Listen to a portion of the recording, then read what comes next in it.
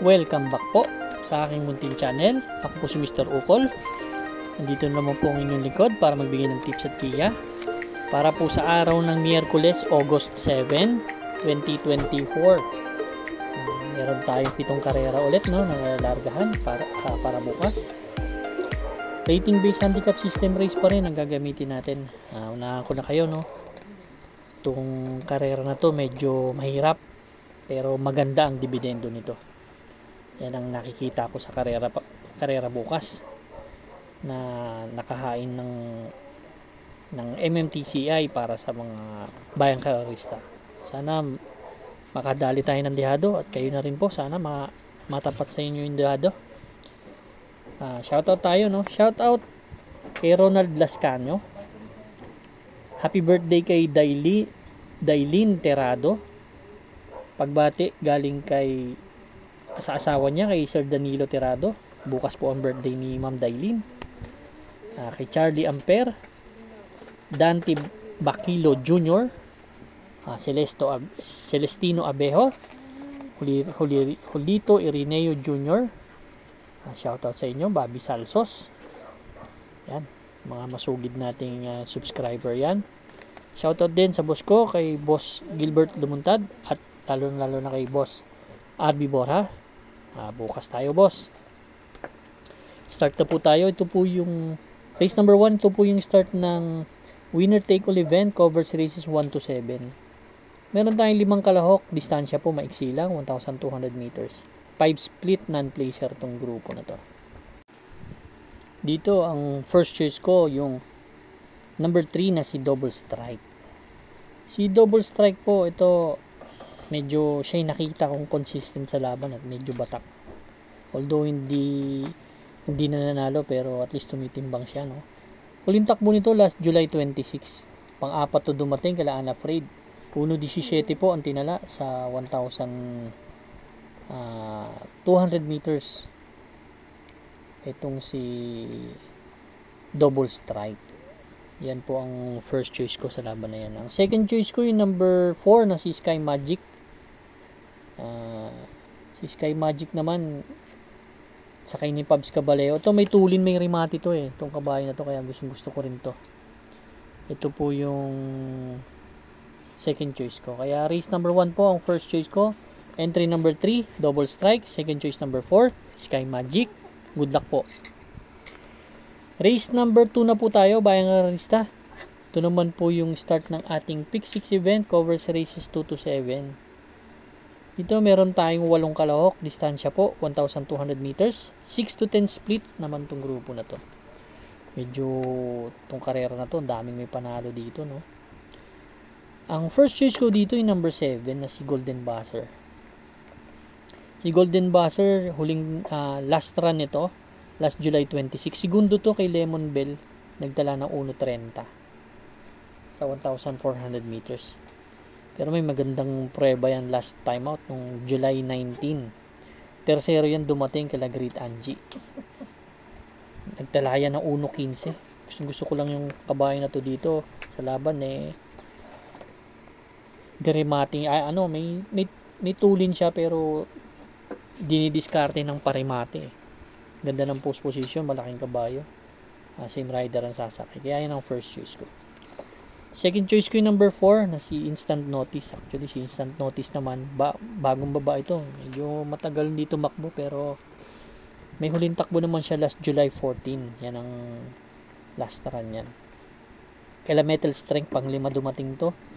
Kala Dugong Bughaw nagtala ng 1.30 medya. Same rider ang sasakay.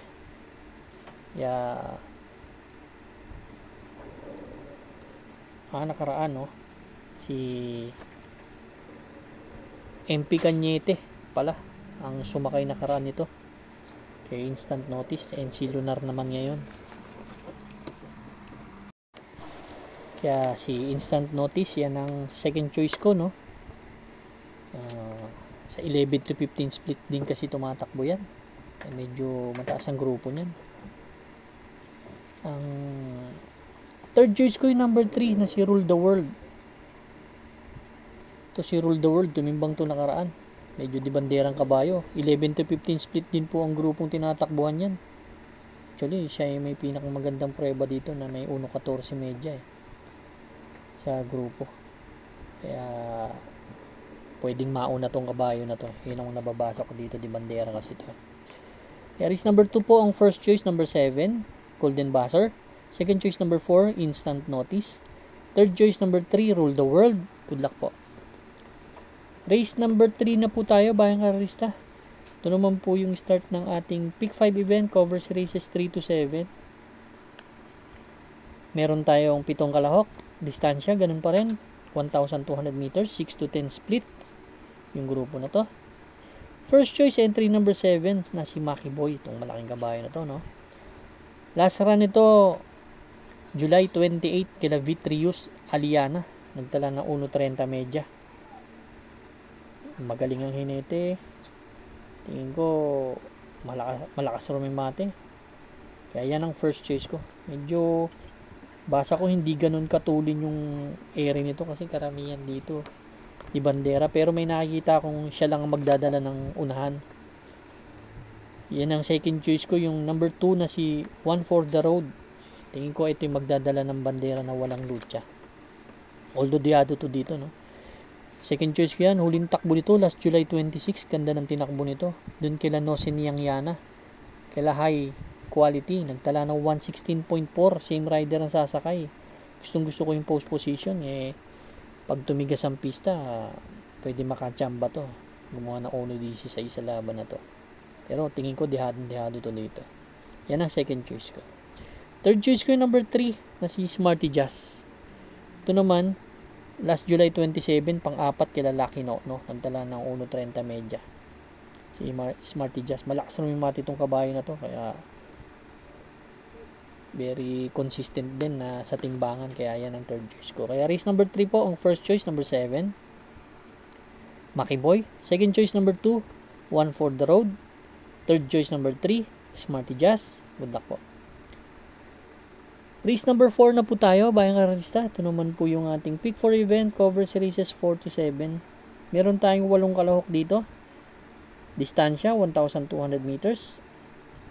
5 split placer itong grupo na to. First choice ko yung number 5 na si Dynamic Dyna.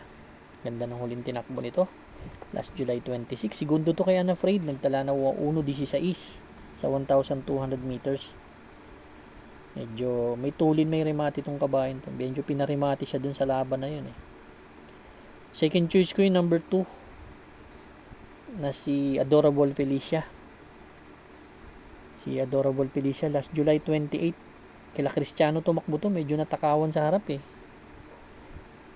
nauna to binandera agad kasi to, kaya na nag-falter to kala Skylover. 130.8 lang ang tinala, pero may 1.15 medya yan sa 1,200 meters kaya malaking chance ang manalo sa akin yan. Third choice ko number 3 na rin na si Stark. Medyo hindi maganda tinakbo, panlima lang kila Keep the Jade nakaraan, 118.6 ang tinala, pero change jacket to from RM Jesus to Pabs Cabalejo na, kaya third choice ko yan. Kaya race number 4 ang first choice ko, entry number 5 Dynamic Dyna, second choice number 2 Adorable Felicia, third choice number 3 Stark. Good luck po. Race number 5 na po tayo, bayang karalista. Ito naman po yung start ng ating ito naman po yung last extra double and last daily double plus 1 natin. First choice ko po dito sa laban na to, dihado po entry number 6 na si Sun Moon Lake. Actually si Sun Moon Lake bagong baba, galing sa 11 to 15 split. Nanalo dun yung couple entry niya huling takbo niyan, medyo hindi tumimbang to, pero may magandang takbo to maganda kasi to, pwedeng isunod. Nananalo po ito ng sinusunod lang May magandang takbo to medyo last month lang. Last June pala. Last June 26.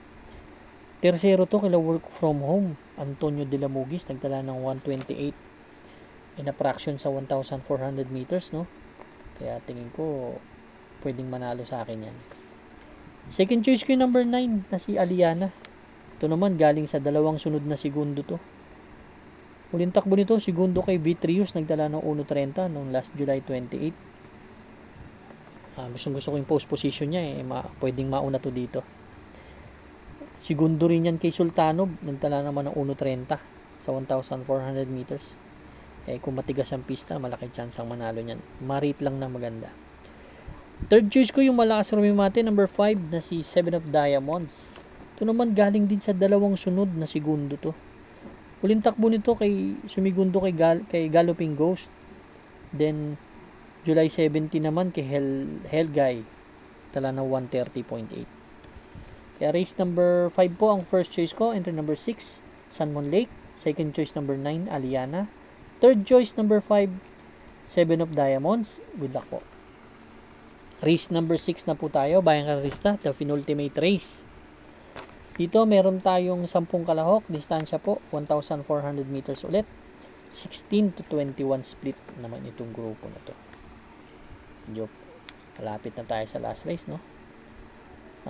Dito naman nakikita ko yung number 9 na si Bukawi River Town. Huling takbo ni Bukawi River Town last July 27, dun kay La Ginebra. Actually nagtaka ako dun. Tingin ko hindi nilaban to kasi kada maglalaban sila ni Ginebra, naglulutsahan yan. Dun pinigil tong kabayo na to. Tingin ko dito sa karera na to, pag ino na to, laking chance ang manalo kasi may 1.25 medya to sa 1,400 meters last June So pag hindi nila nahabol to nakikita kong hahabol yung Galloping Ghost, pero tingin ko mas mataas ang grupo ni Bukawi River Town at mas matulin siya, mas maganda pa post position. Kaya susuluhin ko po entry number 9 si Bukawi River Town, pero kung tatanungin niyo ako kung magdadagdag ako yung number 7 na si Go Aidango, si bagong baba po yan, galing yan sa 22 to 27. Kaya race number 6 po, solo po, number 9 Bukawi River Town. Good luck po. Race number 7 na po tayo, Bayang Karista, last and final race for tonight, for the day. Meron tayong 12 kalahok, distansya 1,400 meters, 11 to 15 split itong grupo na to. Paratingan ng ating mga exotics, winner take all, pick 6, pick 5, pick 4. Ganun na rin ang ating last extra double, last daily double plus 1. Ang first choice ko po dito, dihado number 3 na si Stand in Faith. Actually, nakakita kasi ako ng maraming di bandera. Nandito si High Honors, si Vitrius, Animo Lasal, Victorious, yung mga may tulin, sila Sneak Easy, may mga tulin Kung magbakbakan, dun ako sa nakatutok lang na may tulin, si Stand in Faith. Huling takbo nito last July 28, segundo to kay Queen Gabi, medyo mataas ang grupong nilabanan. Nagtala ng 1.29 medya. Tinalo niya sa datingan doon sila Mythic Leila. Tingin ko malaking chance ang manalo nito. Magbibigay ako ng second choice, yung number 9 na si Kalangaman Island. To dihado to. Si Kalangaman Island, huling takbo last July 27 lang. Tercero to dumating kila heavyweight, kila Lucky Julian. Numero 2 kasi yan dun ngayon numero 9 na makapwesto at malakas may mati yan. Kaya race number 7 po, paratingan. Ang first choice ko, entry number 3, Stand in Faith. Second choice, number 9, Kalangaman Island. Kung may mga kursunada pa po kayo dito, pwede kayo magdagdag sa paratingan.